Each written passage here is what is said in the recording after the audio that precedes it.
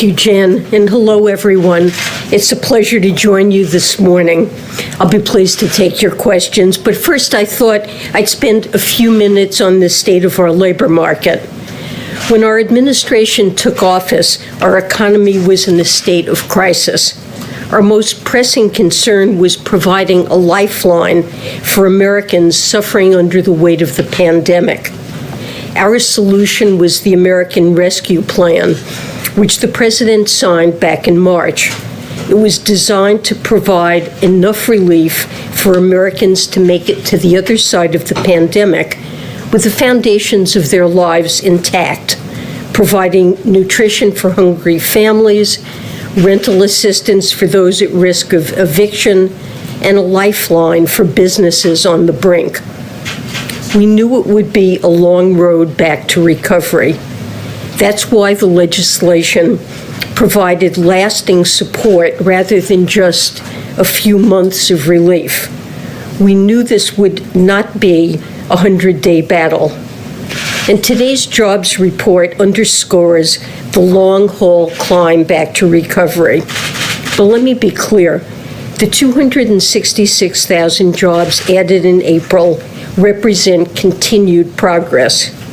We've added an average of over 500,000 jobs during the past 3 months, and we saw promising growth of 331,000 jobs in leisure and hospitality, which includes the restaurants and bars that have been so badly battered by this pandemic. We should also be encouraged by the ongoing expansion of the labor force. It's a promising sign of our economy winning out over the pandemic. Last month, the labor market expanded as more people reported they are looking for work. Hours are increasing, and the share of workers forced into part-time jobs is declining. Indeed, we've made remarkable progress. After all, 1 year ago, we learned we'd lost over 20 million jobs in one single month. I believe we will reach full employment next year. But today's numbers also show that we're not yet finished. As our economy continues to heal, it's important to consider ways in which we can build back better. And one of those ways is removing barriers to higher labor market participation. Even though we're seeing sustained job growth now, more jobs ultimately will require more individuals to participate in the labor market. As you know, the top-line unemployment rate you see doesn't include the many millions of Americans who are not seeking work. And progress here is critical. When I first came to Washington in the early 90s, a higher percentage of American women worked than almost any other developed nation. Out of the 22 wealthiest countries, we ranked 6th in labor force participation. By 2010, America fell to 17th. By the eve of the pandemic, women's labor force participation was hovering somewhere near where it had been in the late 80s and early 90s. Male labor force participation has fared even worse. A smaller percentage of men are working now than at any point in the last 70 years. There are many drivers of these trends.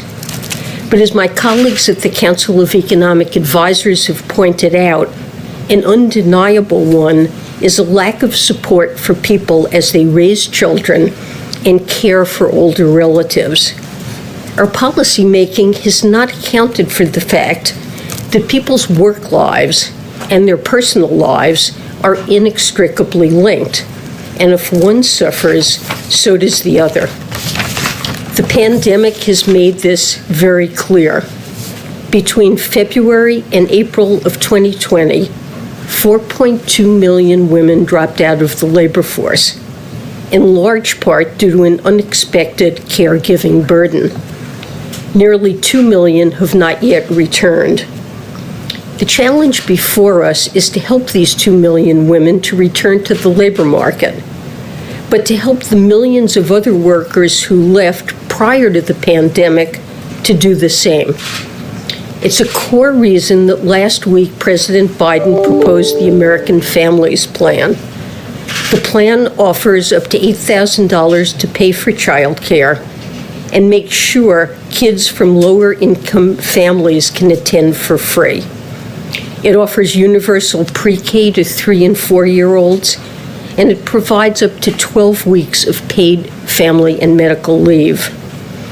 With today's jobs numbers, I'm confident we will have a strong, prosperous economy this year and in 2022. But what about the rest of the decade and the years beyond? Our country's long-term economic health depends on whether we invest in American families and workers, and I'm very hopeful we will. Let me stop there, and I'd be glad to take some questions. So President Biden suggested that the increased unemployment benefits have not affected the jobs report, but the Chamber of Commerce and some business leaders are arguing that it's easier for people to stay home. They're receiving more money than they would for them to go back to work. So what's your response? How do you explain the slowdown in hiring that we saw in this jobs report? And is there talk about reducing that unemployment benefit in the future to get people back to work?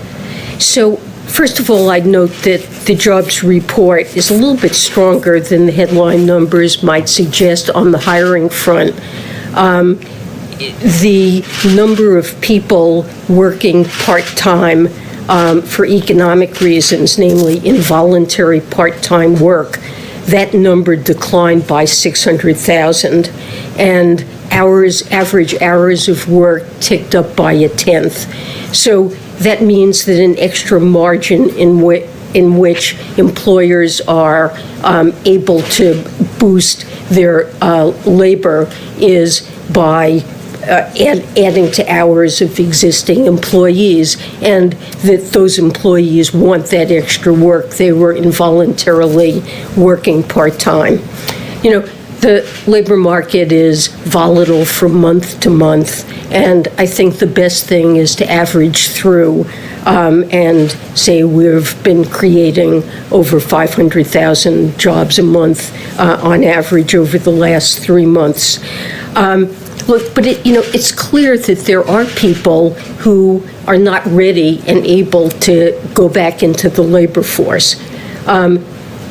Many children are back in school, but not on a regular schedule. It's a challenge for parents to manage schedules where one child is in school a couple of days a week and another child is in school some different days during the week. So caregiving responsibilities and absence of child care are still important reasons why people are unable to return to work. Concern about the pandemic and the health consequences, I think, remains a factor for many. I don't think that the addition to unemployment compensation is really the factor that's making a difference. There's no question that we're hearing from businesses that they are having difficulty hiring workers, although over 300,000 workers, I'd point out, were added this last month in leisure and hospitality, which is the most badly affected sector. But, when we look across states or across sectors or across workers, and if it were really the extra benefits that were holding back hiring, you'd expect to see that either in states or for workers or in sectors where the replacement rate due to UI is very high, you'd expect to see lower job finding rates. And in fact, what you see is the exact opposite. We've had a very unusual hit to our economy, and the road back is going to be somewhat bumpy. We have to expect that. There are a variety of bottlenecks that are also relevant. So we've seen motor vehicle production shut down in some places because of a shortage of semiconductors. There was a loss of jobs there this month. There were setbacks in the lumber industry because of shortages there. So, starting up an economy again, trying to get it back on track after a pandemic in which there are a lot of supply bottlenecks is going to be, I think, a bumpy process. But I really don't think the major factor is the extra unemployment. Madam Secretary, Were you surprised, Madam Secretary, about the number? Because we've heard so much about a pent-up demand, a desire to get back. We've seen vaccinations rise, and we know that some of the funding in relief packages targeting businesses is in the bloodstream now. So were you surprised by the number, and how much of a change would you anticipate as the summer season and the reemergence continues? Well, I believe that the recovery will remain on track. And it may be bumpy from month to month for a variety of factors. There are often quite large revisions to months as well. There was data 2 days before this, the ADP data that suggested over 700,000 jobs would be created. Unemployment insurance claims had gone down. So if I had had to write down a number as my best guess, it would have been higher. But I've watched data for a long time, and I know that it is extremely volatile. There are often surprises and temporary factors, and one should never take 1 month's data as an underlying trend. Besides, remember I said actually what happened is stronger, I think, than the headline number looks.